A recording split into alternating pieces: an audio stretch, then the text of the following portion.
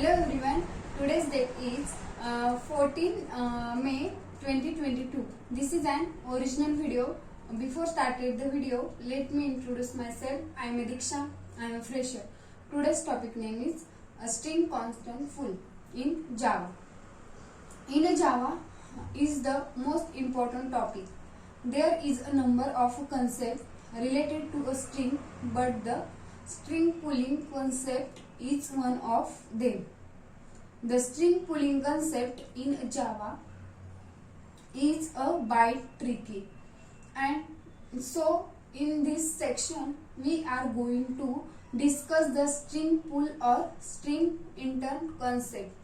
And what is the string pool? Means the string pool is nothing but a storage area, in a Java heap where string literal stores. It also known as string intern pool or string constant pool. It is just like object allocation. By default, it is empty and privately maintained by the Java string class. Whenever we create a string, the string object occupies some space in the heap memory. Creating a number of a string may increase the cost and memory to which may reduce the performance. Also, the Java virtual machine performs the some steps during the initialization of string literal that increase the performance and decrease the memory load. The decrease the number of string objects created in the Java virtual machine is the string class keep a pool of strings. When we create a string literal, the Java virtual machine first check that literal in the string pool. If the literal is already present in the pool, it returns a reference to the pool instance. If the literal is not present in the pool, a new string object takes place in the string pool. And creating a string in a class using a string literal and using a new keywords. There are two ways in string in create. First one is first we have create a string literal in Python and it takes place in the pool, and then it takes place in the pool. After that the string data science is create. It is also takes place in the pool.